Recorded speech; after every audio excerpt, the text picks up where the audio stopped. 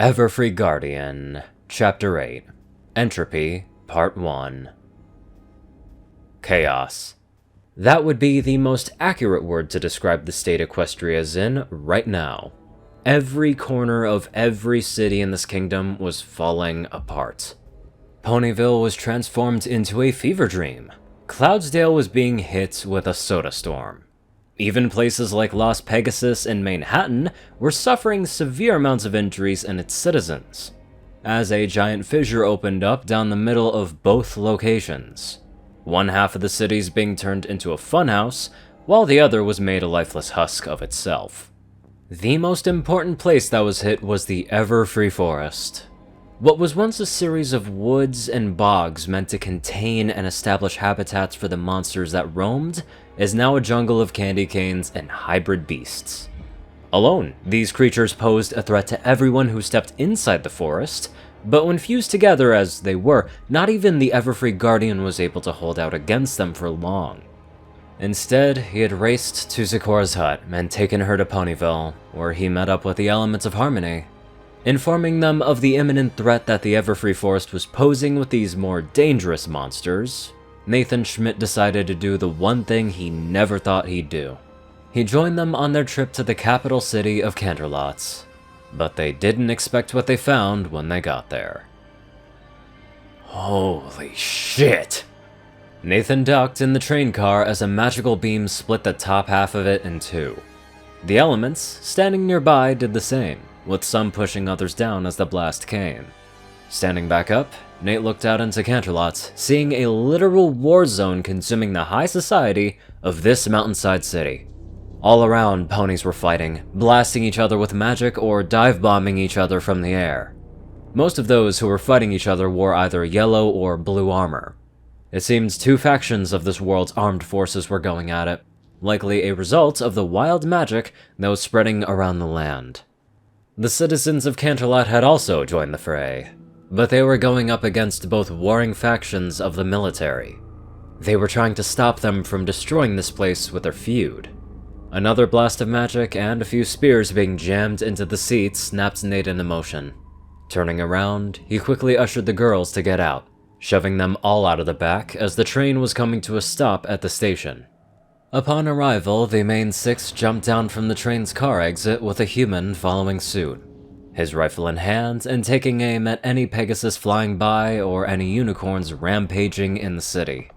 Rainbow Dash swerved out of the way of incoming flyers herself, going upwards to try and see the city from a bird's eye view. The same destruction ruptured all sections of this place. Not a single pony wasn't fighting, and there were a lot more dead or dying than she wanted to admit. This is insane! She flew back down to her friends, as Nate shot a unicorn charging them, the bullet piercing his leg and tripping him up onto the ground. Twilight, who had been stunned silent by this carnage, shook her head as she looked around. This can't be happening. I would have thought Canterlots.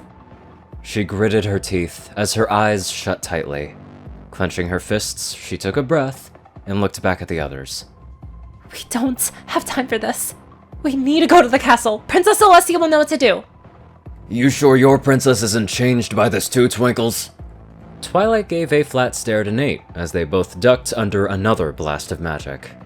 Princess Celestia is the most powerful pony of this land. Not only does she have vast amounts of power and magic, but she's an alicorn. Whatever this magic is, it should have a harder time affecting her.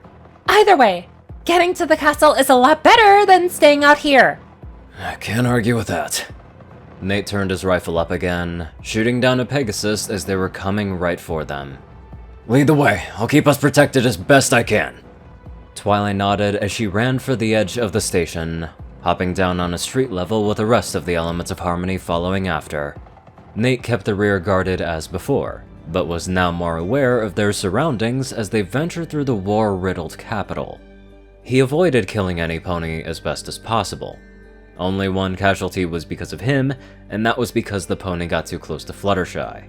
Even if he had subdued them, he would have severely injured his closest friend, perhaps even skewered her with the spear he held. It made no difference to the human whether he had to kill or not. but his careful tendencies were more focused on the fact that this was the most important city in the kingdom. He had a reputation in Ponyville, and he didn't want the darker ends of that rep to be all Canterlot considered him. He had to keep the killing to a minimum.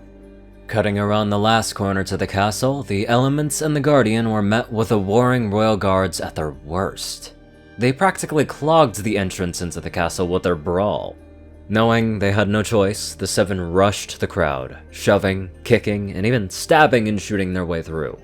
Twilight and Rarity had used their magic extensively, mostly to push these grayed out ponies to the side to make way for them. Coming in first, Nate strapped his rifle back around his shoulder as he grabs the handle for the drawbridge. Glancing at Twilight, she nodded as she used the last of her best magic to shove all of the guards outside.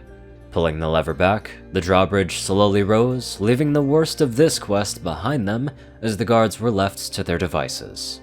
Taking a breather, Nate stepped away from the drawbridge controls, walking next to Rainbow as he placed a hand on his belt. Jesus Christ, the whole city is screwed. The city? Man, for all we know, it could be the whole dang country!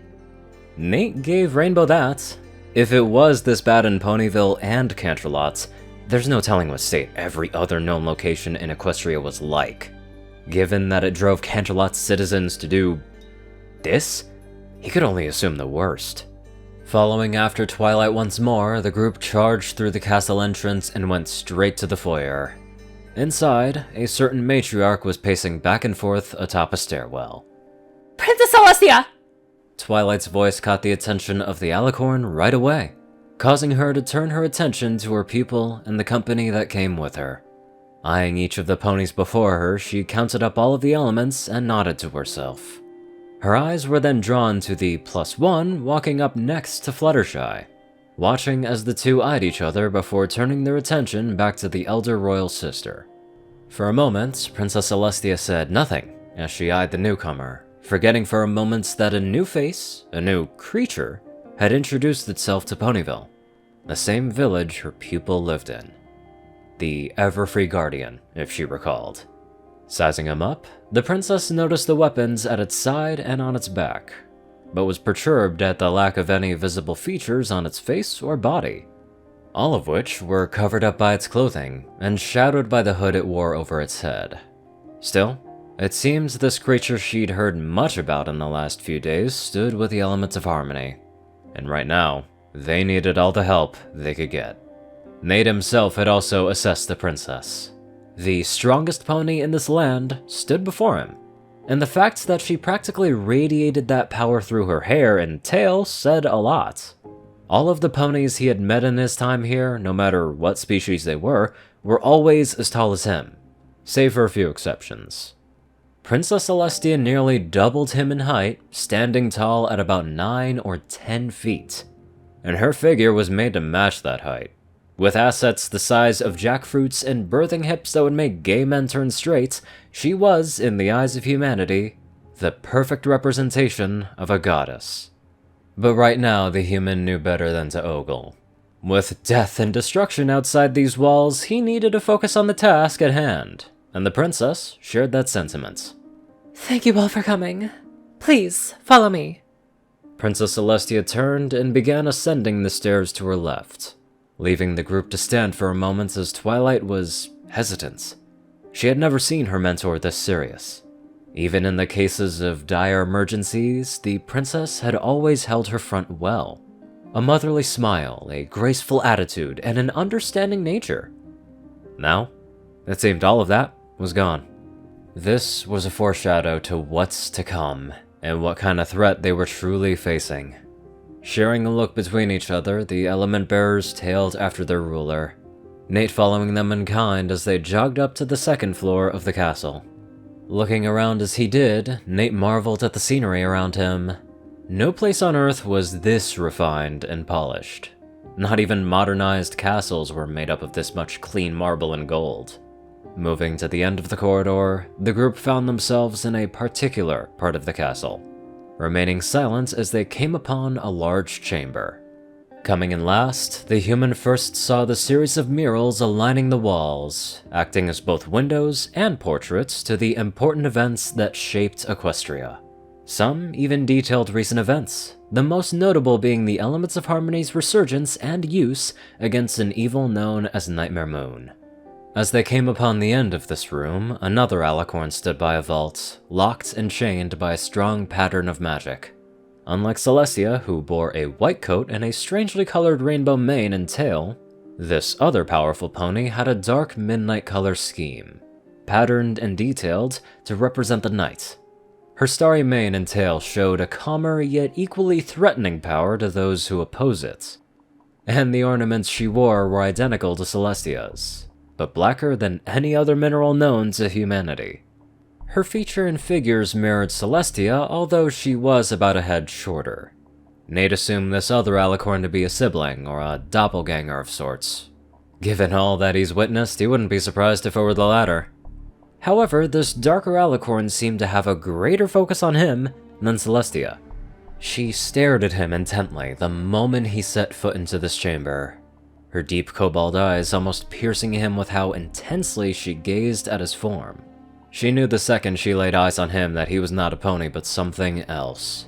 Something not native to this kingdom. His energy, his mind, and even his dreams in the countless nights spent wandering the nocturnal haven was vastly different, yet oddly similar to her subjects.